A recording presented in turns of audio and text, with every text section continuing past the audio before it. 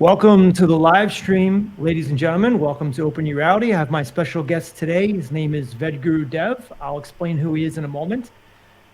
I titled this video, How to Heal Your Body Naturally, What Doctors Don't Want You to Know. Now, I just need to say this is not medical information. I'm not a medical doctor, so just take it as entertainment.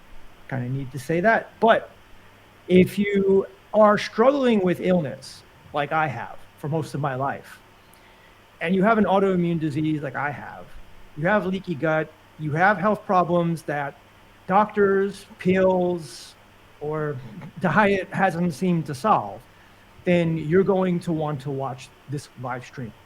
Because I've been studying quantum biology for the past month.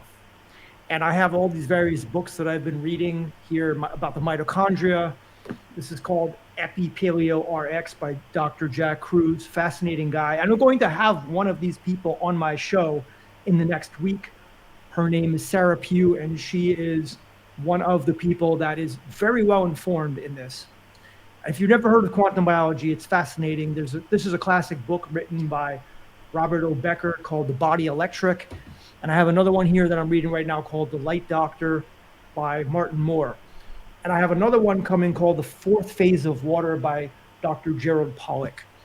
And fascinating, absolutely so mind-blowing. I had to stop making videos for 3 or 4 weeks to learn this stuff. I don't know it at the level of these people, just learning about it myself. So I can't talk about it in a very technical sense, but what I did was, this is what I'm good at. I extracted the information that you should know about this, and I'm going to present it here in this video along with Vedguru Dev. Now, why would I have Vedguru Dev here? He's a very important component to this. First, who is Vedguru Dev? Vedguru Dev is an award-winning Himalayan yogi master who trained in the Himalayas. He's been doing this now for a little over a decade. And I interviewed him first in, what was it, February, Vedguru Dev? Yeah, I think it was February. Yes, Vedguru Dev contacted me by email. And at that point, first off, for those people who don't know, he was a world-class DJ. So he won the Best DJ in Asia award, was it twice, Vedguru Dev? Yep, twice. Yeah. So he was living that kind of, lifestyle where he was fully immersed in the, party scene, and he has met many celebrities around the world, and then he completely transformed his life into the Kriya lifestyle. I mean, I won't get into it because we got into it in other videos, but basically, Vedguru Dev has trained in the Himalayas, and I had a conversation with him about this just this past week, and it was amazing, the synchronicities between what's going on in quantum biology, which is basically how to heal yourself, and what the Kriya yogis are doing in the Himalayas. So the way I met Vedguru Dev, like I said, he contacted me through email. We had an interview, and then we did a few live streams. And then, wouldn't you know it, I don't know how it came to be. It just came to be. It was divine intervention, but we set up a Kriya Yoga School. And at this Kriya Yoga School, Vedguru Dev teaches Kriya Yoga, and I'm the facilitator. So if you want to know more about it, there's a link below. But basically, the two of us have been good friends since that time. Vedguru Dev lives in Thailand. I used to live in Thailand. I'm based in Florida. So we do everything through StreamYard, which we're on right now, and through email. So it's been a real blessing to meet someone like this who has lived the Kriya Yoga style, not just at home, but in the Himalayas, in the mountains. I have some pictures to show you for that as well. So here is Vedguru Dev. Vedguru Dev, where are you in this scene? That is with let me see. That is the Ganges River meets the Alaknanda River. I forget the name of this city, but it's in the Himalayan mountains. It's a special city where the two rivers connect. Okay. And then on your jacket, you have the Babaji patch. Babaji is kind of like the father of yoga. And then you have another patch on the other side that shows a circle, a square, and a triangle. What's that for? That is called a yantra, which is a geometric symbol that symbolizes Babaji. So that is Babaji's yantra. That is a yantra that symbolizes Babaji. And you know, Okay. many deities have different yantras, like geometric patterns that symbolize the deity you're praying to. So when you're Okay. praying to the yantra, you're praying to the actual God. Okay. And there you can see it a little bit closer. And then we have some other pictures. This is also in the Himalayas that you were trekking through. And we're gonna get into this and what health has to do with all this. And here you are with that's your guru in the red right there. And his name is what was his name again? Swami Vedananda Saraswati. His ashram is located in Dwada Hut in the state of Uttarakhand in the Himalayan mountains by Okay. Babaji's cave. And there you guys are trekking through.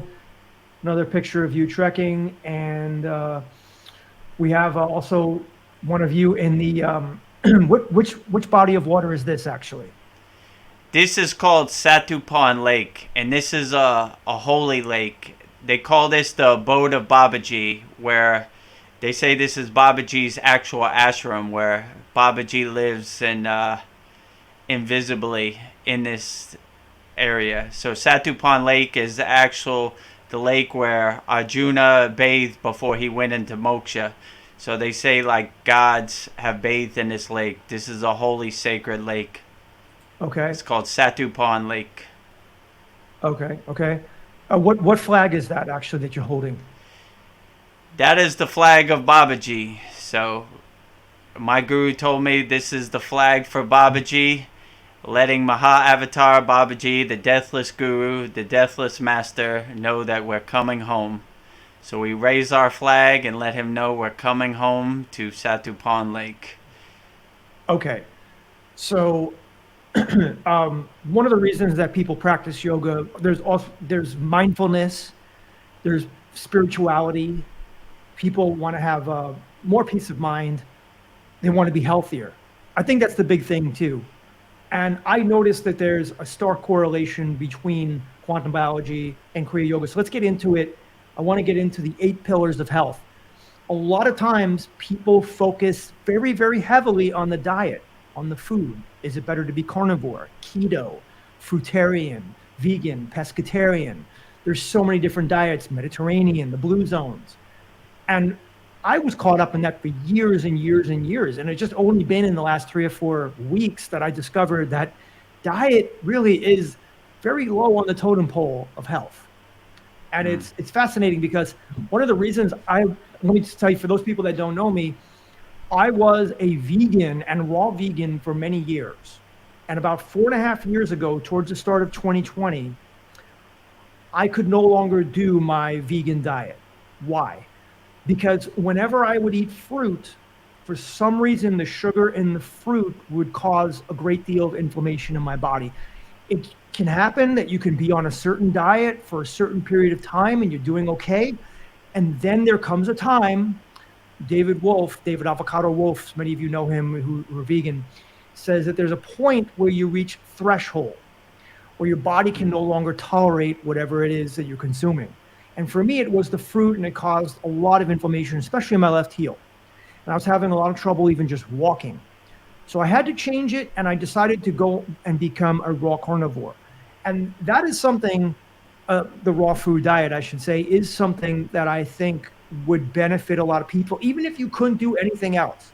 If you just went raw, it will solve a lot of your issues. But even being raw, the fruit was really affecting me. And I can't say I was 100% raw. I was still consuming some cooked vegetables. But anyway, I transitioned over to being a carnivore. And I said, if I'm going to be a carnivore, I'm going to do it right. So I'm going to do it raw. And I didn't know if I could eat raw meat. And I did. And I ate raw eggs. And then I noticed it was fine. And I know people are going to talk about the parasites and the E. coli. Look, guys, I do it every single day. Okay. I eat about 1 pound or 2 of raw meat. I just had some before doing this live stream with 3 raw eggs and a little bit of salt for electrolytes and my Mountain Valley spring water. We're going to get into the water too. Okay. So now you know a little bit about my journey. But in the past month, okay, and I had been staying away from fruit, I added fruit back in with no ill effect, no negative consequences. Why? Because I'm practicing the other pillars of health. You're probably wondering what they are, so we're going to get into it now. And you're going to see that each of these pillars of health is what the yogis in the Himalayas are doing. So the first one that I want to talk about is light, because light is the most basic. It is the foundation upon which everything exists in this world. Nothing exists without the sun. That's why so many great societies throughout the world, throughout history, have worshipped the sun. Even the yogis worship the sun. Isn't that true, Vedgurudev? Yes, so as you know, we have a song that we sing before we do the yagna, which we did tonight, that is called the Science of Sun Worship Song. And it's giving praise and love to the divine light, the highest Jyoti, the highest Deepam, which is the sun. So in yoga, the highest form of light or the source is the sun. So we're always praising the sun. Most yogis, they wear as little clothes as possible so they could expose their whole bodies to the healing rays of the sun, always. So they're always sitting in the sun.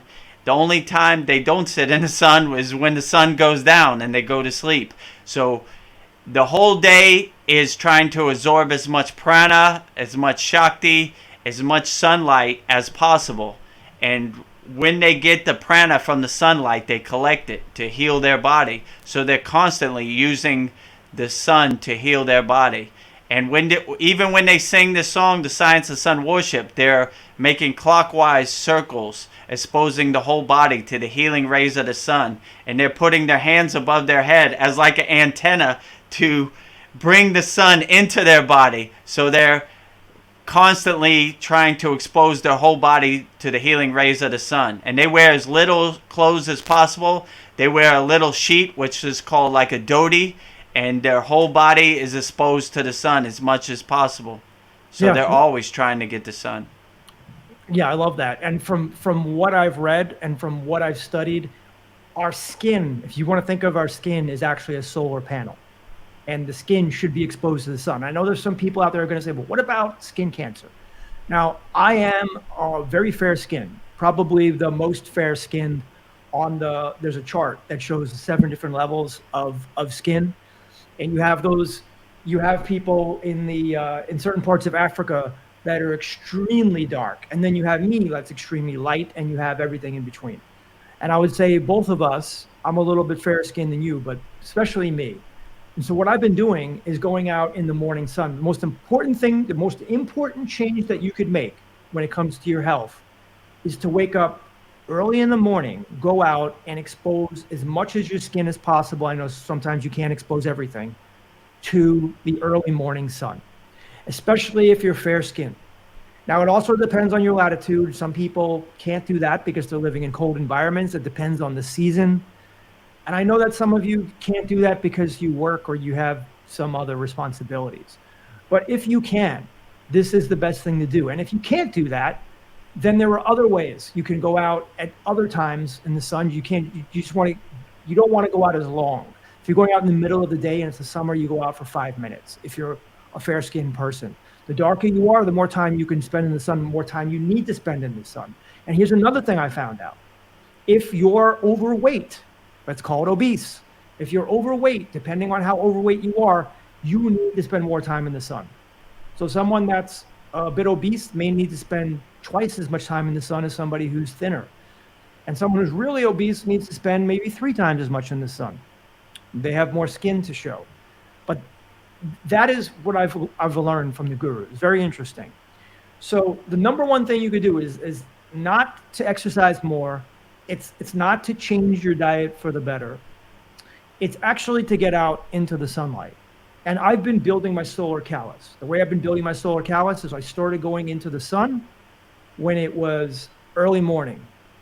And then I started going in the sun a little bit during the warmer times, maybe 10, 11, 12 o'clock, but spending less time. And it also depends on how much cloud cover's out there. If there's more cloud cover, you can spend a little bit more time. Generally, when it's cloudy, only about 30% of the UVA and UVB light goes through. So I've been building up, and I'm not going to take my shirt off and show you. I probably still look pretty white, but I noticed I am getting tan. Sorry I didn't have time to take pictures, make videos of everything. I really wanted to, but this video came together pretty impromptu. Like you said, Vedgurudev, the key there is the yogis, they're living high up. And we talked about where you were, and the elevation was between 5,000 and 10,000 feet. That's a lot higher than where I am. I'm at sea level right here. Most people are going to be on the lower levels. And so the higher you go up, the stronger the UVA and UVB light is. So these yogis, and I understand they weren't white like you, they were darker skinned, right? They were varying degrees of darker skin. Yeah, And they had a lot of melanin in their skin, more than correct, me. correct. And so what the melanin does, it's a natural skin protectant. So they weren't using sunblock, they didn't have hats on, and they didn't have sunglasses. And that's really important. It's really important. If you're wearing contact lens or you have glasses on, then your retina is not getting the sunlight. And your retina receiving the sunlight is extremely important for the biological processes in the body to take place, because what you're really trying to do is you're trying to feed the mitochondria electrons, because that's what they want. What are mitochondria? That's what I have this book for here, Mitochondria and the Future of Medicine. Great book. Mitochondria are basically organelles inside your cells, and they are the engines that drive the power that creates everything in your body. So they produce ATP, and they produce water, exclusion zone water, which is structured water, which we'll get into. And through those two things, your body operates. It's like a fuel. So they work in symbiosis, and the mitochondria are only happy when they're receiving electrons. And these electrons can be found through sunlight. They can be found through grounding, which we'll talk about, through structured water, and through negative ions in the air. That's why health is negatively charged and illness is positively charged. As a matter of fact, you're probably wondering what this is here. This is a grounding bracelet. So this is plugged into the port, into electric port. You know, it has like 3 prongs. It's the bottom prong, the circle. Goes in here and it creates a negative electric charge. I know a lot of you know about grounding. And the free and easy way to do it is just to be with bare feet on the ground or touching the ground. And every animal in nature, if you think about it, is grounded, right? They're all on the ground or in the ground. And what else are they doing, right? They're all eating their diet raw. So, guys, it's so simple once you start thinking about it, what you need to do for health. If any of you are ill out there, if you're not in good health, I promise you, if you do these things, you're going to slowly get better. And if you have like stage 4 cancer, if you are very far gone, I mean, if it was me, I can't say what you should do, but if it was me, I would quit my job. I would completely change my lifestyle, and I would move to the Himalayas or move someplace in nature where I could practice these things. But I really like moving to the Himalayas, even though I've never been there. Vedguru Dev's been there, because what he told me, how they were living, that's exactly how you should be living for optimal health. So even if you can only go there for a time, Vedguru Dev, you said when you were there, you were never sick, and you were in very cold temperatures. You were exposed to the elements. You weren't living like you did in modern life, but yet you were completely healthy the whole time, right? Yeah, never got sick. I think like the other yogis I was traveling with wouldn't let me get sick, because if I got sick, I would leave. They would leave me behind, right? So they gave me Shakti and they gave me prana to help me sustain me through. But I never got sick. I never got altitude sickness. I didn't even get a sniffle. I didn't get a cough or a fever or anything. I felt perfectly 100% healthy the whole time I was there. And I was in extreme cold temperatures. You know, I was in extreme hot temperatures. So I had the whole barometer of weather. So, but I never got sick, or I never felt like the pollution in New Delhi was too much for me or anything. I felt protected and healthy the whole time I was in the Himalayan mountains. Yeah, awesome.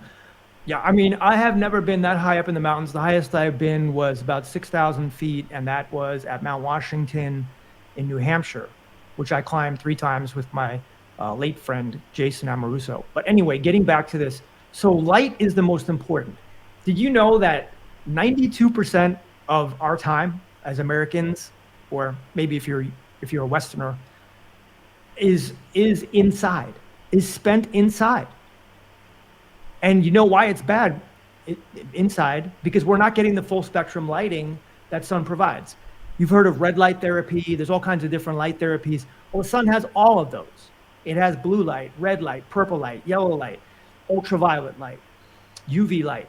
So it's something that we were meant to be in. Now, of course, when I say that, people think that maybe we should be sitting in the sun 12 hours a day. That's not true either. Because if you look at the animals, always look at the animals for what we should be doing. They're eating raw. They're grounded. They live in circadian rhythms, which we'll get to. They're in the light. But think about this. Animals spend some of their time in the sun and some of their time in the shade. But the important thing is, even when they're in the shade, they're outside, so they're getting the full spectrum light. What happens when you're inside, behind windows? And this is a question that one of you guys has asked. So, Derek, and you could ask your questions, pose them below, and then we'll answer them. Derek Davis says, when it's cold and you can't go in the cold, is it just as effective coming through glass like a window? It's not. It's not, because that window is blocking the full spectrum light. And a lot of times the only light that you have on the inside is blue light. And blue light is very bad for us when we get it in isolation. It's fine when we're outside and we're getting blue light with the red light that balances it out and the full spectrum lighting. But you know what else has blue light? The computer screen. You know what else has blue light? Your phone, your tablet, the LEDs. I've changed my LEDs. I'm now using full spectrum lighting. So it's just amazing what you learn after a while. I also have a full spectrum 10,000 lux light. And I also have a red light, which is behind me over there. I don't know if you guys can see that, but right there is my red light. Okay. Like $50 on Amazon. Doesn't take a lot to be healthy. What do you call those lights again? The ones that Thomas Edison made? Just escaped my mind for a second. Light bulbs? I don't know. Incandescent light bulbs. Oh, so incandescent. They're making them illegal, but Amazon still has them, and I bought these beautiful incandescent light bulbs. And so when you're inside, it's good to have the incandescence and the red light to help balance out the blue light. And for $50, $60, I also bought a protector that goes on my computer screen, on my monitor. And it filters out the blue light. So I'm taking all of these steps and I notice a big difference. So let's just go through this. Let's go through this. The light. Very important to be outside as much as possible. You don't have to be in the sunlight the whole time. Don't burn your skin, right? Depending on your melanin, how dark or light you are, do it gradually. Okay. Don't go out there and get red and get burnt. Now, the next thing is the circadian rhythms. And this is something that fascinated me because I asked you when the yogis were awake, when they were asleep. It's very important for us to live in the circadian rhythm. And in our modern lifestyle, we think technology is so awesome. And I talk about AI. It is pretty awesome, but mainly what it's done is it's disrupted our circadian rhythms. And that's why a lot of people find it difficult to sleep these days. And it's also why we have so many health problems. Did you know that just looking at blue light all the time can actually cause your insulin to go up, and your cortisol levels to go up, and your blood pressure to go up, and it makes everything worse. And that's because it's not natural. It's not what our ancestors were doing. And what our ancestors were doing, what happened in the Himalayas. So Vedguru Dev, tell me what it was like. Tell me what an average day and night was shortly for the yogis, how you were telling me before. When they awake, when they go to sleep, when they eat.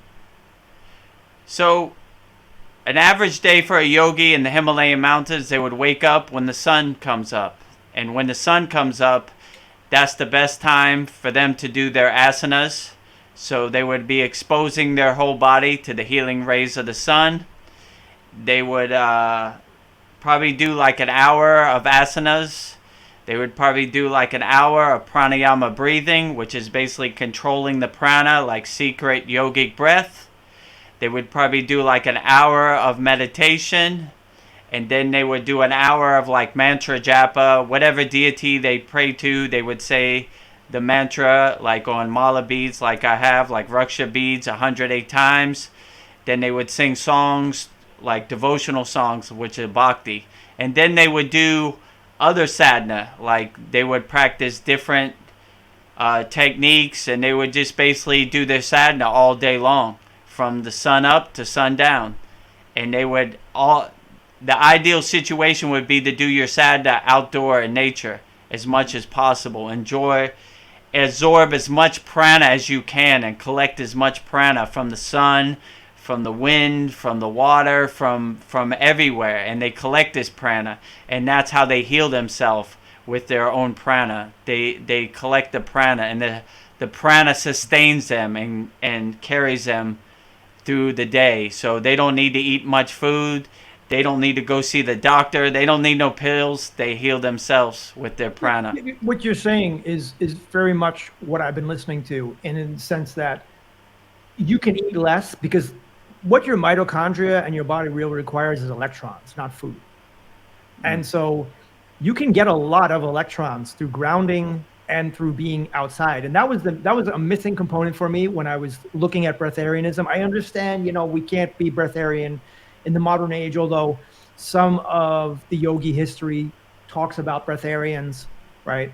But you can get close to it, right? You can cut your calorie consumption way down, as long as you're grounding, and as long as you're getting the light from the full spectrum sun.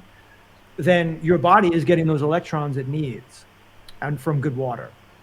So you said that they usually would awake around 6 a.m., which is around sunrise, and they would go to bed around 6 p.m., which is sundown. And then I thought to myself, right, so that's living exactly in circadian rhythm. And they didn't have blue light. They weren't looking at computer screens. As a matter of fact, they didn't really even use light at night. So, and you said the stars were magnificent because there was no light pollution in the Himalayas. So So the whole night sky was like you've never seen the stars so bright and vibrant in the sky. It was so beautiful every night. So you wouldn't want to look at a phone. I mean, your phone in the Himalayan mountains is basically a brick anyway. It doesn't work. There's no service.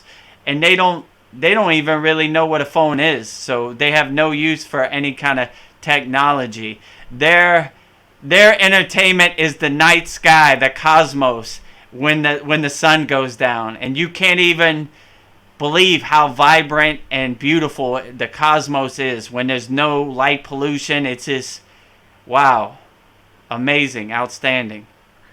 I've seen it a few times in my life. Where I live now, there's a lot of light pollution, but man, I'm sure there are viewers out there who've seen it as well. It's just the sky is black. You see all the stars. You can see the little stars that you could never see in the cities.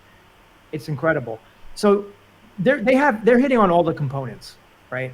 They're living in circadian rhythm. They're getting plenty of sunlight exposed on their whole body. They're living in circadian rhythm. They're waking at sunrise and they're going to bed at sundown. And they're not sleeping the full 12 hours, because you might be thinking, well, I can't live a lifestyle like that. I need to be up, I need to be awake for work, or I need to be awake for the kids, or I need to watch my favorite TV program. Like I said, there's measures. It doesn't have to be black and white. There could be some gray there. You can wear blue blocking sunglasses. You could put a blue blocker over your screen. You can use incandescent light bulbs, and you can wake up earlier. These are all different things that you can do. Now, why? Because for your health. You're going to live a better quality of life, and you're going to live a longer quality of life, and you're not going to be afflicted with diseases. And in the end, you will save money as well, because you're not going to have to spend money on doctor's bills and pills and invasive surgery. So when I was talking with the Guru, I kept saying, this is exactly what I'm learning. They are doing exactly to a T what I'm learning. So now, you said that they don't really sleep the full 12 hours. They'll sleep partially, and then they also kind of lay in some type of a yoga pose where they're meditating like on their back. Can you talk about that?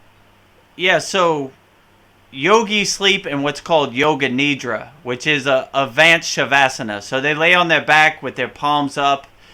Shavasana, for those who don't know, is like the corpse pose. After you do each asana, you're supposed to relax in shavasana to digest and get the full benefits, the maximum benefits from each asana. You're digesting it.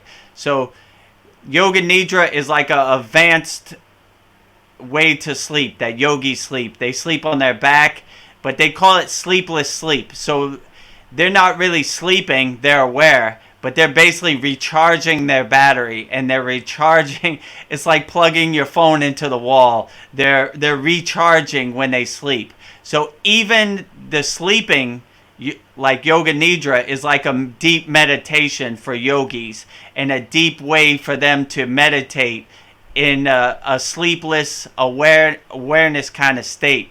So like you said, it's like almost like a overall mind, body, and soul well-being 24 hours a day. So they sleep right, they eat right, they get the sunlight right, their rhythm, circadian rhythm is right. So they're trying to hit on all the pillars, like you're saying.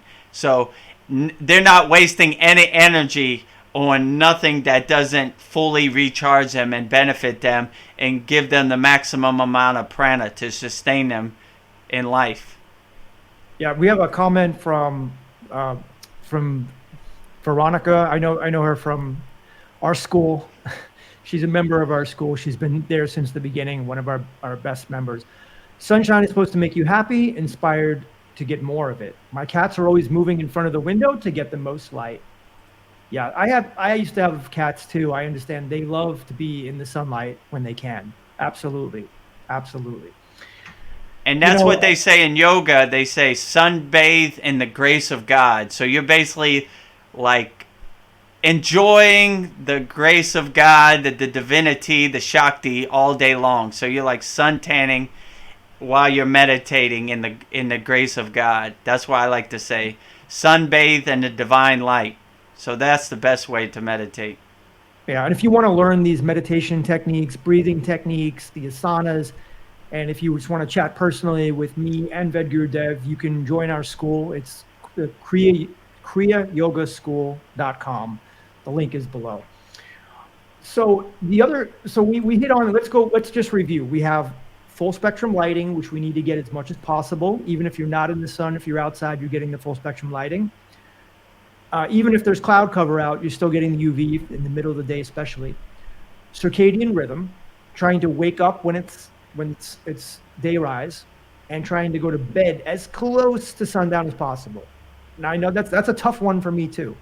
That's a tough one. Here in Florida right now, it's getting maybe around 8 o'clock. So I try to be in bed a couple hours after. If I could, I would love to go into bed 8 o'clock at night, but it's really not feasible. Now, number 3 is let's just call it grounding. So for those people who don't know, again, this is a grounding bracelet right here. Grounding is also known as earthing, and it's a practice that involves connecting with the Earth's electrical energy through direct skin contact. And the idea is that the Earth's electrical charges can impact your health positively, improve your mood, improve your health. I have in the other room, I have a voltage meter, and it's pretty interesting. It shows you, I should have brought it here. I didn't have time to prepare everything. But on the voltage meter, if you touch it to your skin, it shows a positive charge. And then when you're grounded, if you have a grounding bracelet or a grounding mat, or you're touching the earth, you'll see it drops all the way almost to 0. Now you can't really feel it. It's not like when I put this on, I feel different. But this proof is there, the science is there. So grounding is a big part of it as well. So we have light, we have circadian rhythm, and we have grounding. And grounding can be done like this. I think I bought this for $25, $30 on Amazon, and there's no links. I don't have any links. I'm not trying to sell you anything. If you want to do it for free, just go outside, stick your hand, stick your foot, or just lay on the grass and the soil, and you'll be grounded. Also, I heard if you buy leather-soled shoes and you walk on the grass, that will ground you as well. Now, let's say number 4 would be structured water. So we all heard of water, but what is structured water? So structured water is liquid that has been treated with energy to alter its hydrogen bonding structure. And I wanted to show you so bad, I didn't get a chance to do this either. Maybe I'll do it for the Patreon people. I bought a water machine. I call it a water machine. It's not really a machine, but it's just basically a flask with a magnet on the bottom that structures the water. It basically puts it into a vortex. And so structured water is similar to water that hasn't been polluted or contaminated with the poisons that we humans put in the water, because your tap water is pretty bad. It has fluoride. It has just a lot of bad stuff I don't want to say. But it's a lot healthier to drink water that's been filtered. But even if the water's been filtered, or even if the water is from a place like the Mountain Valley spring water that I buy, it's been sitting still. It's stagnant. But the yogis in the Himalayas, what are they drinking? They're drinking running water, right? So running water from brooks and streams, this type of water is structured water. There's little vortexes, right? It's moving. And so not only is it pure water, but it's also structured water. And one of the first people to talk about structured water was Victor Schauberger. He lived from 1885 to 1958, and he was considered a pioneer in the study of water, especially structured water. And then taking on his work in later years was a guy named Gerald Pollack, who wrote The Fourth Phase of Water. That's a book I'm still waiting for. Come on, Amazon. It takes a month to deliver a book. But anyway, I can't wait to read about that. So it's very important. This is, again, a component that I was missing from my health regimen for the last 51 years, up until a few weeks ago when I got the water machine in. And so all it does is it makes a vortex, and it'll keep the water structured for quite a while, at least for 72 hours. It says weeks, but if I have it in there for a day or two, I drink it, I'm fine. And what I do is I take these mason jars and I put this Spring Valley water in it. I put it outside to get the full spectrum sunlight for at least a half an hour. Then I bring it inside, put it in the water machine, structures it with the vortex, leave that for about 10, 15 minutes. Then I put it back in the mason jar and I drink it throughout the day. And I've noticed the difference. It makes the water taste better, but also there's a difference.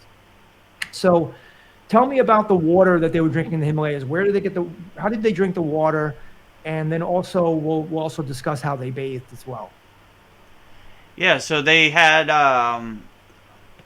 like you said, running water, like springs that was totally pure drinking water that you would, that's all the water you would drink. So you had an endless supply of water that was totally pure water they had waterfalls, they had streams, they had rivers, and this was pure water. Like, it wasn't polluted at all. It was totally pure, like real mountain spring water, like the purest you could have. And that's all we drank. We didn't drink any bottled water or any kind of processed water. We drank the water straight from the stream and straight from the waterfall, and it was delicious. The best water ever. I bet. I wish I could try it. I mean, well, I'm close to it now with the Mountain Valley spring water and structuring. But I also want to talk about how they bathe, because when I turn my shower on, I've got a cascade of chemical-ridden water coming down on me with fluoride and chlorine and crap. But in the Himalayas, and I do have some pictures to show you guys, how do they particularly bathe?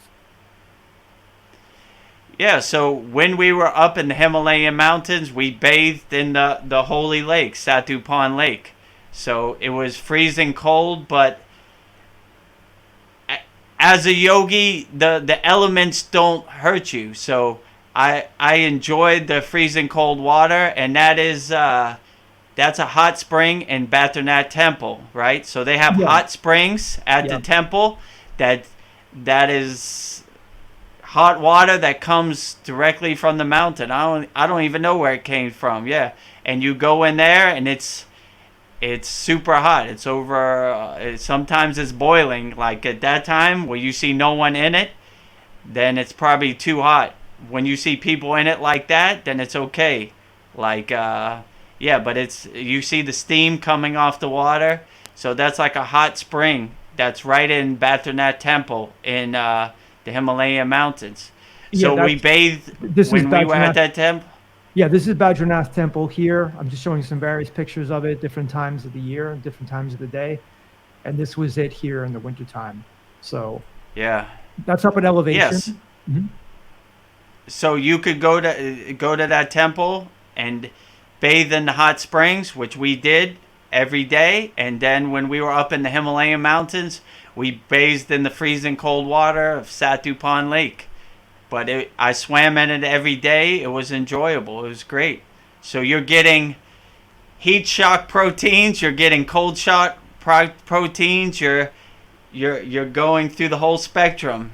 You know. Yeah, you can imagine that it's freezing out, like absolutely freezing, and yet people are in these hot springs where it's actually even too hot to go in sometimes. So, Right. so they were doing so. Now I know in the Himalayas it's very cold, and these yogis weren't even in the cold. They were wearing just a loincloth. Is that Yeah, yeah, it's called a dhoti. It's like a little thin sheet that basically just covers your private parts. It's not protecting you from any of the elements. So they basically, through these Kriya yoga and different yogic techniques, they know how to heat their body, they know how to cool their body. So, and they know how to go to a state which is like we show in our Kriya Yoga school, how to go to your happy place. So they're blissful and happy as much as they can. And the elements, hot, cold, time, none of this bother them. So they're the most happy people you could ever meet in the Himalayan mountains. And so, yeah, it doesn't matter how cold it is. They know how to heat their body, and they have their own kind of fireplace through these pranayama breathing techniques that heat their body up. And when they go in super hot weather, they know how to cool their body. So, and this week in our Kriya Yoga school, I'm gonna show a technique which is called Surya Beta, which means bringing the sun into your body to heat your body. And they have two different sides of your body. It's called Ida, which is the left side, and Pingala, which is the right side. Pingala is the sun side, the right side. Ida is the moon side, which is the left side. So Pingala is the hot side, and Ida is the cold side. So you balance these two. And when you master these techniques in Kriya Yoga, you can, no matter how cold it is, you can heat your body up. You probably see many yogis in the Himalayan mountains are covered in snow, but inside their body, inside themselves, they're as hot as possible, and they're enjoying their inner fireplace. And then when they go to the city like New Delhi, where it's super hot, they have these cooling techniques, which are like, they call it like lunar techniques, which is cooling techniques, which is Ida. And hot techniques is Pingala, which is warming techniques. So they know how to balance these techniques. So the elements never bother them. No matter how cold it gets and no matter how hot it gets, they can cool their body. They have their own air conditioner and they have their own fireplace through developing and master these Kriya Yoga techniques. We have a comment from Brian McMahon. He says, "This is excellent so far. Thanks, Chad, for bringing this man on. My pleasure. You know, I just wanted to share this with you guys. I wanted to do the research first, and really study it and try it in my life before. I know it's only been a month, but I'm seeing great results in my life. So if there's somebody out there, if you're like I was, and you think diet is the end all and be all of being healthy, realize that it's low on the list. There's all these other things, and they really count. Like just being in the sunlight makes a tremendous difference. Seriously. So what you were saying, Vedguru Dev, that's the next one. So let's just go through it again. We have light, we have circadian rhythm, we have structured water, and we have grounding. And the fifth one would be cold thermogenesis. And this is one that I've been learning about recently. Being in the cold. Now, there's different ways to accomplish this. The best way you can do it is to dunk yourself in a tub full of very cold water. Water that's maybe between 35 degrees and 60 degrees. 60 degrees is really not that effective, but if you're just starting off, from what I've read, if you want to go 55 degrees, go there and then work your way lower. And you don't have to work down to 35 degrees, but basically what you're trying to do is cool the body. Because our ancestors that were living in the north, that were living in places where it wasn't warm, had to rely on cold thermogenesis to stimulate the mitochondria. I don't know all the science behind it, but I know it is extremely important. And being in the cold, not only does it bring down inflammation and really improve your mood, bring up your dopamine, but it can also help you lose weight. So you've seen a lot of athletes, tons of athletes use cold plunge to help. And I've done cryotherapy before. I've done it 3 times for the full body, and I've done it for my face too. So cryotherapy is a chamber that you go in, and they drop the air to something like negative 200 something degrees, and it feels cold, but it's not like water. It's much more bearable. They give you gloves and they give you something on your feet, and you basically in your underwear, and you're in there for only 3 minutes, and they bring the temperature lower and lower and lower the longer you go. So I think everybody can do it. It's nothing that's too difficult, but it really has a lot of benefits. So cold thermogenesis, the way I'm doing it these days is sometimes I'll grab like a cold pack and I'll put it on my face. Basically, it's the feet, the hands, and the face that has the most nerves that really feel the cold. So you can put the cold on your hands, feet, and your face, and that's somewhat effective, but I'm just taking cold showers. And it's tough because I like my warm showers, but I put I put it down to cold. I go in there and go a little bit at a time, and I'm fully immersed, and I'm kind of like shivering, and I'm like, oh, I can't stand this, And then I do it for as long as possible, for maybe just a couple of minutes, and then I put the hot water on. But I noticed all of these things making a difference. So cold thermogenesis, very, very important, very important.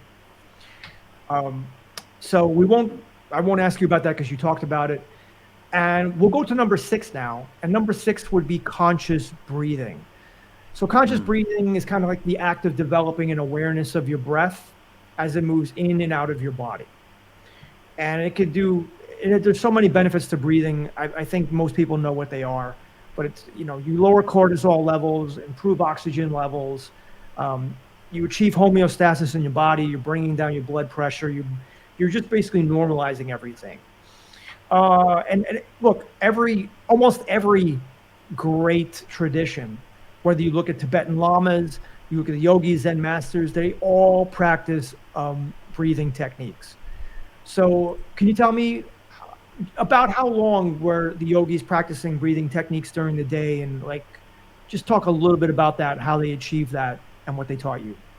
Yeah, so secret yogic breath is called pranayama. They're basically controlling the prana. They're controlling their breath.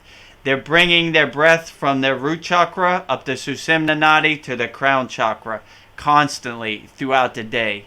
And they use different techniques like K-Cherry Mudra, and they use Ujjayi breath. So there's a huge emphasis on pranayama breathing. Like, this is secret yogic breath that they always do. So they're always aware of their breath. They're always aware of their body. They're always focusing on their breath, being aware of their breath. And they incorporate it in all the folds of Kriya Yoga. So when they're doing asana, they're breathing into each asana. They're breathing into each posture effortlessly and relaxing into each asana comfortably. So it's all about the breath. That's how it's not so strenuous when you breathe into it. You relax into the posture. Then, in meditation, they make their breath so thin that they go into a higher state, which is called samadhi. And they thin their breath. They make it so thin that you can barely hear it, So all these techniques, they're focusing on their breath, and they're enhancing and they're cultivating their breath. So this is probably the most important thing in Kriya Yoga. Most people think yoga is like asanas and postures, but it's probably more meditation and breath. And so they're always focusing on their breath. My guru told me, if you don't have time to do anything, make sure you get in your pranayama practice, your pranayama sadhana. So that is the most important to most Kriya yogis and ascended beings and enlightened beings. They practice the pranayama. So if they don't have time to do anything, they will definitely do their pranayama. So they put a high priority on their breath, the pranayama secret yogic breathing. Hmm. Yeah, wonderful, wonderful. I mean, I've known about, I just, for me, I use some of the yoga techniques that you teach in the school. And I also, for years before that, I was using something called 20 connected breaths that I learned from Mm-hmm. Jervalo Melchizedek and Leonard Orr. So where you're breathing in a certain ratio, you breathe in, you hold for a certain time, then you exhale. Do 20 connected breaths without thinking about anything else. Quite difficult to do. Sometimes you get to 3 or 4 breaths, all of a sudden, oh, got to do the wash. All right, got to start again. So meditation and breathing go hand in hand. They go together. By the Definitely. way, I'm just touching on all this. There's like PhD level knowledge on every single one of these points that I'm talking about. We're talking about 8 today. We're talking so far. We have light, circadian rhythm, structured water, cold thermogenesis, grounding. And we just talked about conscious breathing. We have a question here from Pat Joyce, and she says, or he says, how to start? Should I rewind the video? You could rewind the video, but I'll give 3 simple tips right now because this information is overwhelming. So the first thing that I would say is try to wake up early in the morning, go out and get the early morning sunlight. It really depends on how much melanin you have in your skin. It depends on how much cloud cover is out, and it depends on your latitude and the time of season, the time of day. But try to get as much natural light as possible. And even if you're fair skinned like me, you don't have to be in the sun. You could be in the shade. That is anything. Everybody can do that, right? Everybody can try to do something like that. Number 2 would be grounding. For 20, 30 bucks, you can get something like this that grounds you, or you can touch the earth more. That would be the second thing. The third thing, like we heard Vedguru Dev say, that conscious breathing is very important. Well, you can use some of the techniques that we teach you, or you can learn them. The internet has a lot of places, a lot of books where you can learn one simple technique and use it every day. And I'll give you the bonus one. The bonus one is live in circadian rhythm. Don't stay awake until 3 or 4 in the morning. Try to go to bed as close to sundown as possible and wake up as close to sunrise as possible. You do those things and you're going to be okay. Now, probably some of you are asking, well, what about the diet? What about breathing? What about diet? And the food is important because it's what we put in our body, right? So that has a direct impact. But the food itself is not as important as all these other things. If you get all these other things right, you can eat more of the food that you shouldn't eat. Now, I'm not advocating for that. Because you should have unprocessed real food as much as possible. But not everybody is as disciplined, right? Not everybody can do that. So what I've noticed is, like I said in the beginning, I'm able to have more fruit. And sugar for me was like, whoa, that's inflammation city. But now I'm able to have, and I do it all organic grapes, and I have organic peaches because they're in season, and I'm eating them. So my diet looks like this, or my day looks like this. I'm gonna tell you how I'm doing it, and we gotta wrap it up in about 7 to 10 minutes. I will wake up as close to sunrise as possible. The very first thing I do is I get into these shorts. Now I've actually bought Speedos, if you can believe it. And I went out and I was walking around the Speedos, but I felt very self-conscious and I got some looks. So I bought just short shorts. You know how like most shorts are longer, they're right by the knees.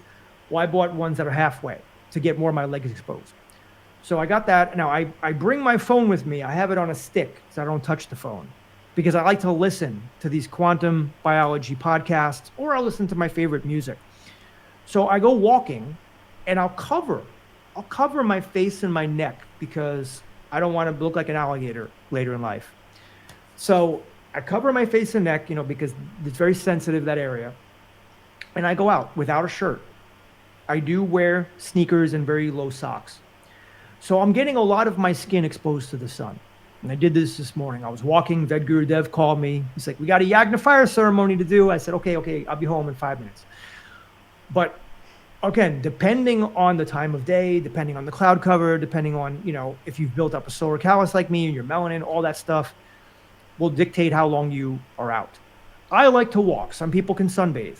So I'll walk, then I'll come home. And then what I'll do is I'll eating fruit. So I have like usually 2 organic peaches. I eat some grapes because that's the fruit that I like. You can have the fruit that you like. Try to go as organic as much as possible. That is super important. Then I wait 10, 15 minutes and I eat raw meat and raw eggs. It's the fruit, it's the best of both worlds. I'm having the fruitarian and the raw carnivore diet married together. There have been other people that have talked about it. There's a guy named Vegetable Police, and he's on the same kind of diet. He just does a little bit different. He eats fruit throughout the whole day, and then he does a little bit of meat at night. But this is what I do. And then if I'm inside, I have my full spectrum light on, or I have my red light. And then every couple of hours, every 2 hours or so, on average, I'll go downstairs, even if it's just for 5-10 minutes, and I will walk, fully exposed to the sun, the same way, with my phone on a stick. So then usually about anywhere from 3 to 5 o'clock p.m., I will have my second meal. And again, it consists of fruit, wait 10, 15 minutes, eat my meat and eggs, which is raw, just raw meat, raw eggs. By the way, it's grass-fed, grass-finished, pasture-raised eggs. And then I'm done for the day with my meals. I go out to the gym, and then I go play tennis for 2 or 3 hours. Come home, and sometimes, yes, I really want to eat, but I stop myself from eating. Probably 90% of the time I don't eat. The times I do want to eat, I say, okay, look, I was hauling ass. I was in the gym. I was for an hour and doing pull-ups, chin-ups. I'm on the court. I'm for 3 hours, 4 hours. So I say, you know what? It's 9 o'clock at night or 8:30 at night. It's only like an hour past sundown. I mean, let me grab a peach and some grapes. And that's the worst that I'll do. That's the worst, with some water. And that's it. So basically I'm eating twice a day. I'm in the sun as much as possible, and I'm trying to go to bed as close to sundown as possible, along with doing all these other things. So when you talk about the food, people talk about carnivore and fruitarian and vegan, pescatarian. What you want to do is eat raw as much as possible. I'm on a completely raw diet. Trust me, you'll notice the difference. Eat raw as much as possible. Eat organic as much as possible. And if you're going to eat meat and eggs, do pasture-raised eggs, do grass-fed, grass-finished, not just grass-fed, grass-finished meat. Okay? So, yeah. Someone says, easy, Chad, long time, whatever that means. Maybe I'm not giving you enough time to speak, good Guru Dev. I'm just so passionate. I'm so excited about this whole thing here. Talk a little bit about the food that the yogis ate in the Himalayas. It's different. I know they weren't a carnivore like me. I'm a fruitarian / carnivore, but how were they eating? Yeah, so they would say only eat what you could hold in your hand. So they would only eat a hand kind of portion. So they would eat as little as possible. And they would eat like, in the Himalayan mountains, there is no meat. So they're all veg. So they would eat like lentils, and they would have this bread called roti, which is like a circle kind of bread. I was telling Chad, I showed the yogis in the Himalayan mountains a new invention. So they would take this roti and they would dip it into what's called dal, or like curd, and they would put it in their mouth and eat it. But I took my roti and wrapped it up like a burrito. So I had like a vegetarian burrito. So I introduced the Himalayan yogis to burritos. They have never seen that before. So if you see a Himalayan yogi eating a burrito, tell them that Ved Guru Dev showed them that. So yeah, so they would eat like small portions, like very little, like only what they could hold in their hand. That was like the yogic way of life. Only eat the portions that you could hold in your hand. So rice, like lentils, dal, curd, different stuff like this, roti.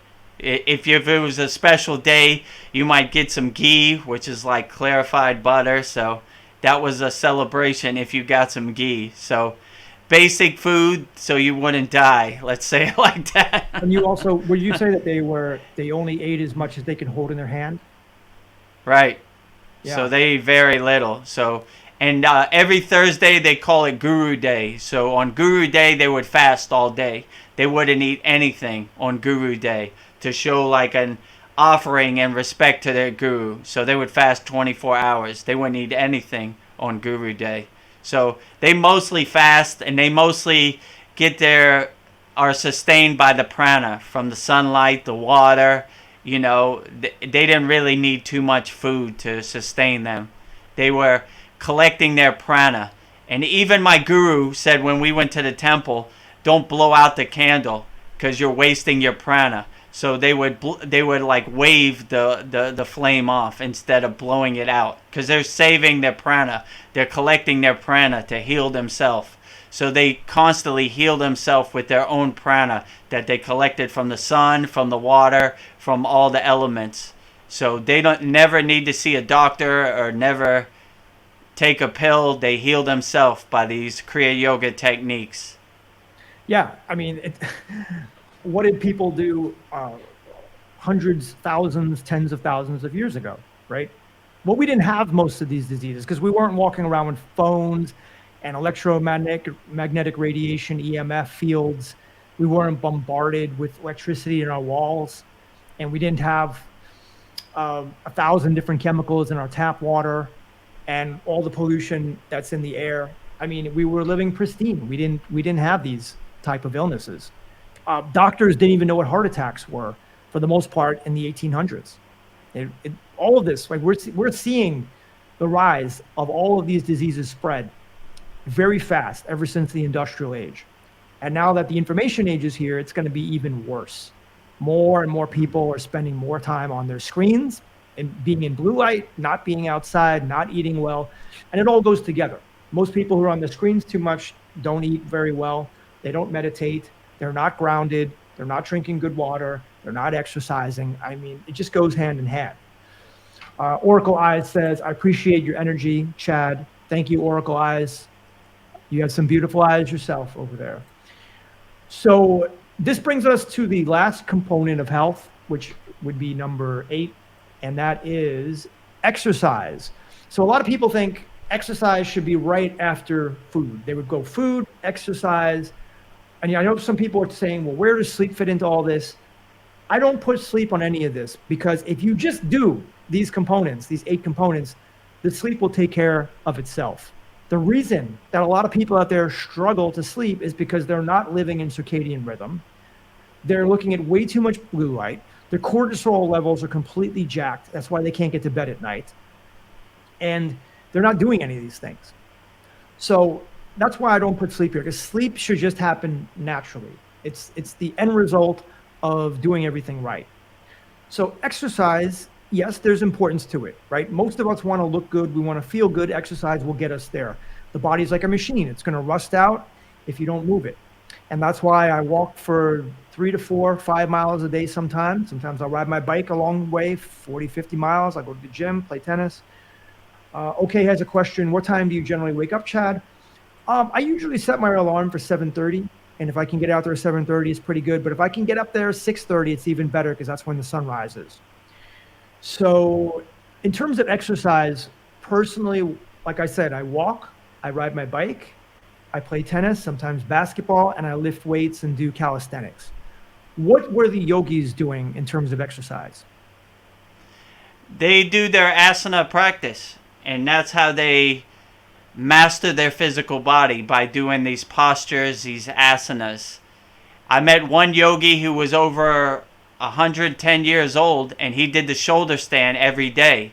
So like he attributed his long life to just doing one asana, the shoulder stand, every day. So they use these asanas as a way to master their physical body, and it's also a meditative way to master the physical body. So they're actually meditating and incorporating pranayama breathing while they're doing the asanas. So they're covering all the bases when they do these asanas. So that's how they exercise, mastering their physical body.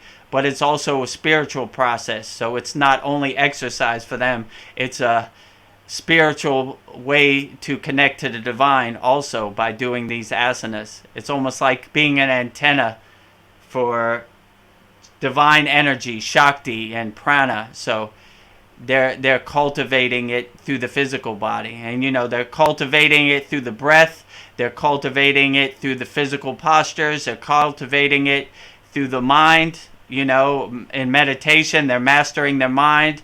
They're cultivating devotion and bhakti through singing bhajans, and they're focusing their concentration and clearing the mental chatter by doing mantra japa. Because when you do mantra japa, you don't have time to focus on distractions or the outer world. You're focusing on the mantra. You're trying to say the mantra and the right sound syllables. Mm-hmm. So all the five folds of Kriya Yoga, they're always working together. They're fitting together like a pieces of the puzzle. They're stacking on top of each other, and they're cultivating each other. So that's how they would exercise. They would do the physical postures, but even the physical postures is a spiritual thing to yogis.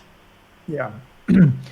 Yeah, I mean, I learned about Kriya Yoga when I read, I'm trying to think which book it was. But I read a book that I think it was Nothing in this book is true, but it's exactly how things are by Bob Frissell. It's a classic work. I've mentioned it on the channel many times before. And there was a picture of this Babaji. I was like, who is this deathless figure, this enigmatic ascended master? Yeah, he's right there. And so I wanted to learn more about him, and that led me to Autobiography of a Yogi, which I say is the best spiritual book of all time. And I've read that book several times, and I've read certain passages in there dozens of times, especially the ones on Babaji. If you've never read the book, if you have any interest at all in yoga or spirituality or ascended masters, that would be a great book to read. It's written in an awesome kind of poetic style. Very different, what we call prose, very different prose from modern day, but very effective. So I started to want to learn Kriya Yoga, and I sent away for a little course that I got, and I started practicing the asanas. But I also came across a book during that time called The Ancient Secret of the Fountain of Youth. And this is a book by Peter Kelder, and he talked about these 5 Tibetan rites. And he said, this was a guy that went to Tibet, and he was kind of sickly. He wasn't in good health. And just by living with the Tibetans in the mountains and practicing these 5 Tibetan rites, he was able to restore his health and teach other people to do the same.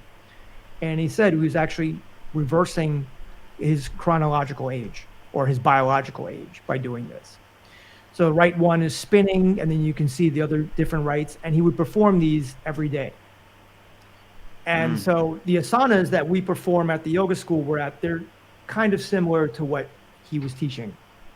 So there you have, let's just review the components again. We have light, circadian rhythm, we have structured water, cold thermogenesis, grounding, that's 5, conscious breathing 6, diet is at number 7, and then we have exercise at number 8. And I would say if you, at the very least, everybody could walk more, and people can do some very basic, easy asanas. Asana is basically mostly like holding a pose. Vedguru Dev is, not everybody has to sit in the lotus style that Vedguru Dev is, which he can hold that lotus style for hours. I've seen him do it. I don't know if he walks afterwards, but at least he gets back in it the next day. But you don't have to be extreme in your exercise. Very subtle movements, keep the body moving. And if you do the raw food diet, I'm going to throw the raw food diet in there like number 9 or something, but it works wonders. Now, Vedguru Dev, we went past the time we wanted to go, but, oh wow, Oracle Eyes says, I need a tennis partner if you're ever in Toronto. Okay, well, I think I may need to get back to Canada. That would be great. Thank you, Oracle Eyes. And if you are ever in Florida, South Florida, and you need a tennis partner, I am here for you. Now, let's just go through some of these comments that I starred. A says, nice topic, brothers. After you hit your main topics, have you found anything interesting on the positive effects of sun gazing? Now, I've known about sun gazing for quite a while. It can be dangerous if you don't do it right. Most of the time, you want to do it as the sun is just coming up when it's weakest. And sometimes you want to look a little bit, not directly at the sun, but a little bit to the side of the sun. And you can only want to do it as long as you comfortably can, because it can hurt your eyes. Did any of the yogis do sun gazing, by the way? Yeah, so they're always like sunbathing in the grace of God. They would say it in yogi, in Kriya yogic, the way of saying it. They would say they're sunbathing in the grace of God. So even when they're meditating in a deep state of samadhi, they're just kind of absorbing the prana, absorbing the shakti, and just like sunbathing in the grace of God, as they would say. So they're always like sun gazing and absorbing the sun. But Even when they sun-gazing- put their hands, they like solar panels. I do that too. But sun gazing meaning that they're keeping their eyes open and looking directly in the sun. Did they do anything like Yeah, that? so they do that too. And like you see a lot of ascended masters like Babaji, they're rolling their eyes up and focusing on the crown. So even when they're focusing on the crown of their head with their eyes rolled up, they're kind of looking at the sun directly above their head at like noontime. So they're kind of indirectly sun gazing. So they're not really looking at the crown of their head, they're looking at the divine light, the sun. So they sun gaze that way, they look directly into it, or they look indirectly, like when it's overhead, they roll their eyes up and look at the crown of their head, which is aligned right with the sun. King Ho says, So that's how they were sun gaze. yo, please give me a shout out. Yo, this is a shout out to King Ho. There you go. Shout out to King Ho. All you have to do is ask. Jim Passaratri says, go to Kashmir Valley. Have you been to Kashmir Valley? No, never, but I'm sure it's great. It's in the Himalayan mountains, so I'm sure Kashmir has some great scenery and some great prana and some great shakti, so Kashmir Valley sounds great. Now, there's a comment here directed to you, and 3 or 4 people made the same comment. So I'm going to take the first one, and it's by JVF. He says, super spiritual, but he wears earbuds. Someone tell him that he got pure radiation in his ears. So, and then Dennis Russo says, for someone being so healthy, why is he wearing earbuds, which are transmitting Wi-Fi back and forth through his brain? So, You want me to comment on that? yes, please. Yeah, I'm so spiritual. I'm such on a heightened state that you think these earbuds can affect me? No. So I use these earbuds to hear, but they can't affect me. This Wi-Fi signal, this radiation is almost like a joke to me. You know, I have my yogic shield up, and if this is kindergarten to me, it doesn't affect me at all. So my guru used to say, one time it was raining, and all the people took shelter, and he was like, what kind of yogis are you that a little bit of rain affects you and makes you run away from our satsang? So if you think these little earbuds affect me, you're sadly mistaken. So if these little earbuds can affect my my vibration, my higher frequency, my higher state, then I need to go back to kindergarten and start over. So you look for opportunities to overcome. These earbuds don't affect me at all. You know, like if I'm not affected by the outside world, then these earbuds are kindergarten. One of the things Babaji says in his book, Voice of Babaji, death is a joke to me. I am the death of death. So if I laugh at death, I definitely don't care about no earbuds. They don't affect me at all. So if you think these earbuds affect me, you're sadly mistaken. When you reach a higher state of Kriya Yoga, they don't affect you.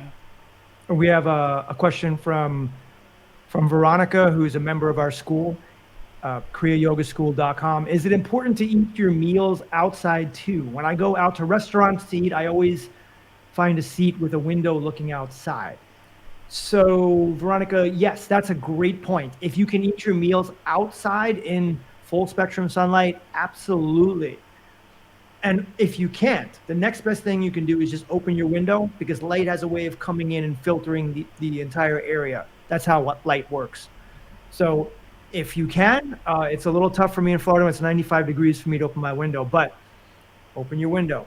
Now, If you're sitting in a restaurant and you're inside and you're sitting by a window, that doesn't count. And you might have a nice view, but you're not getting the full spectrum light because, like we said, glass filters it out. So that's the answer to that question. And then we have another one from JVF, not even a question, but just more of a comment. You putting the water under the sun when the sunflowers don't want to face the sun lately.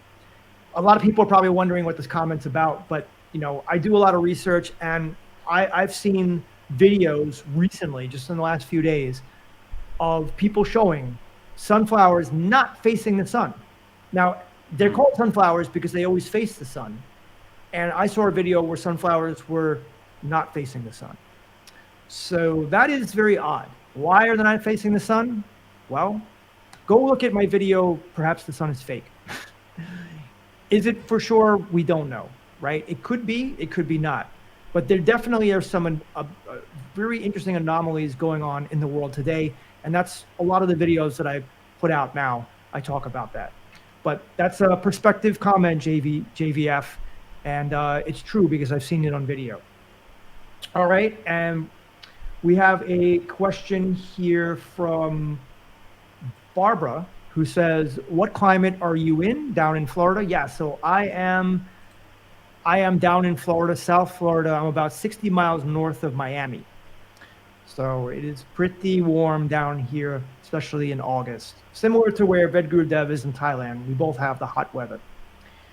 Here's a question. Maybe I can let Vedguru Dev answer this. Can we use meditation and out-of-body experiences to make our physical body stop aging? Yeah, I would say so. I mean, the more you meditate and the more you incorporate these Kriya yoga practices into your daily life, I think you get younger. If I didn't find Kriya yoga, I was on a path where I treated my body like an amusement park. So I probably would look a lot older than my age if Kriya yoga didn't come into my life. So the more you meditate and the more you have a clear mind and you are enhancing your physical body through doing asanas and postures and pranayama breathing, it helps extend your life and it helps you age less. So these yogis, they were trying to reach a state which is called Sita, which meant perfection. So they were always looking for ways, and that's why they made up these asanas and these different techniques to extend their life. They wanted to go as far as they could and extend their life for as long as they could, so they could get as close to God and hopefully not and reincarnate. So they wanted to make the most out of every day of their life by doing these Kriya yoga practices. So yeah. I would say it would help you.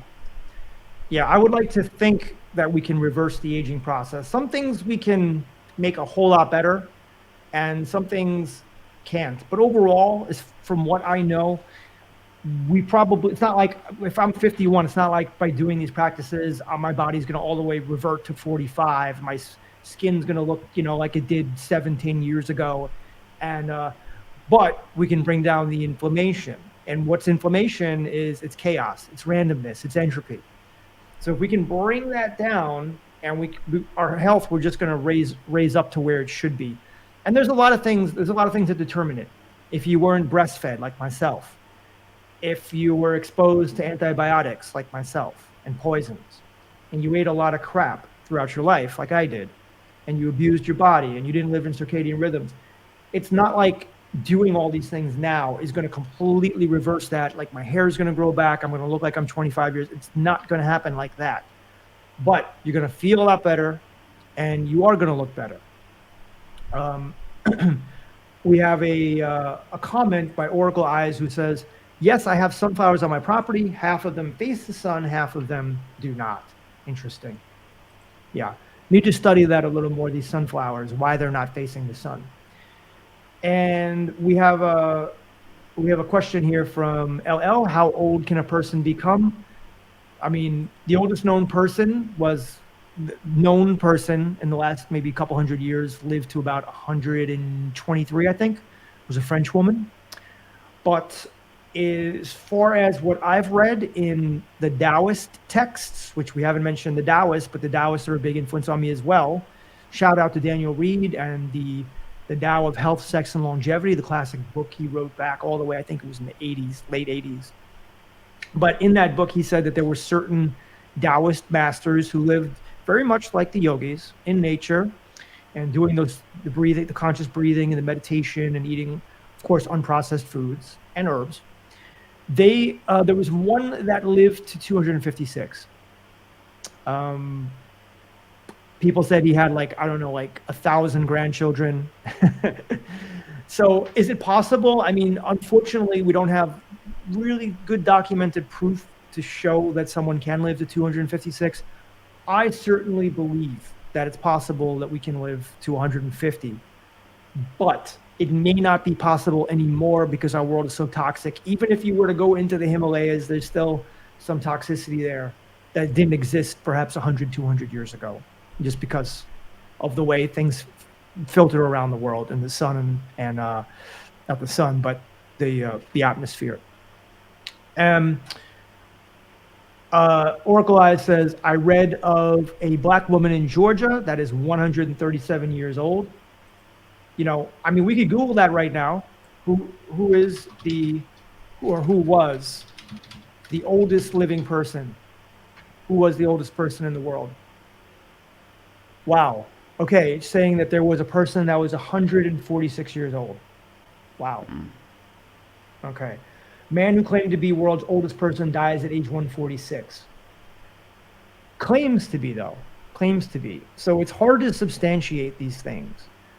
But we can say safely 120 is a definite. Like, people can live to 120. But the thing is, you have to remember that people back in the day weren't eating processed foods, weren't exposed to as much toxicity and blue light as we are now, and Wi-Fi and radiation and all that.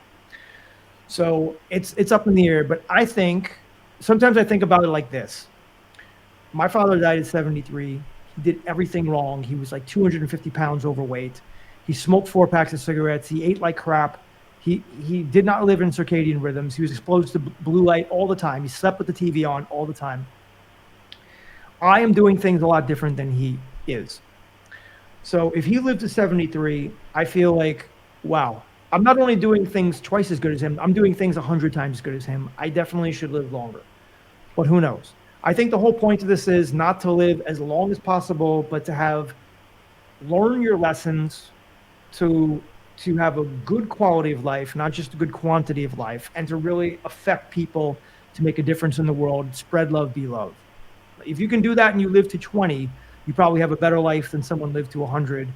And, you know, somebody that was deceiving people, that lies, and it just was a selfish person that was doing everything for themselves. So, Vedguru Dev, we've been on this live stream for an hour and 22. It always goes longer than we thought. I said let's keep it at 45 minutes max, and here we are at an hour and 22. I just want to say, for all the people watching, Vedguru Dev is my partner in the Kriya Yoga School. It's kriyayogamasterclass.com. And you can go over there and see that we have a complete class. This is on the Skool platform. We have classes, live classes held every Saturday from 11 a.m. Eastern Standard Time to about noon, where Vedguru Dev teaches new techniques for all the things that we talked about, like meditation, breathing, asanas, mantras, and so forth. He talks about yogic philosophy. We also have fire ceremonies. We just went overboard on this whole school thing. Like, I thought it was just going to be the classes. We ended up going way too much. And I tell him all the time, do we have to keep, and he keeps saying, I want to do more and more and more. So I just gave into it. But he does 2 fire ceremonies. We did one today. They're called Yagna fire ceremonies, where he will cast all our members' problems into the fire. And it actually works as well, because my ex-girlfriend said that her cough is gone and her brother's troubles were gone when Vedguru Dev did that. And a few other people in the school said that as well. So we have that. And then we have a beginner course, and we have an intermediate course, an advanced course that can be accessed right inside the Skool platform. Not only that, but we have tons of videos that we don't have on YouTube. And you could also chat with us directly, not only in the classroom and not only through Messenger with the school, but also we have a weekly satsang, and that's just like anywhere from an hour to 3 hour meeting where you can talk personally and ask questions to us. So it's been fantastic. It's been a great ride, Vedguru Dev. A lot of people have been helped. If you want to join the school, it's just a monthly fee. It's pretty low. Right now we have it at 37, and there's no contracts. You go month to month. You can cancel anytime. If it's not for you, it's not for you. But if you want to chat it up with us, if you want to learn some of these techniques, you want to live and be healthy, to live a long life, join us. Join us at the school. Links are below. So thank you, everybody, for joining us today. We really appreciate you being with us, especially those people that were from the beginning to the end. And I'm going to try to work on putting out another Open Your Reality, a regular video today. Vedguru Dev, I'll leave the last words to you. Okay, so I will sing the Shanti Universal Peace Mantra, giving peace and love to all people all around the world. Om Shanti Shanti Shanti Shalom Sat Nam Sadhu Tao Om Spirit Swami Kami Amen Amen Omen Selah Hom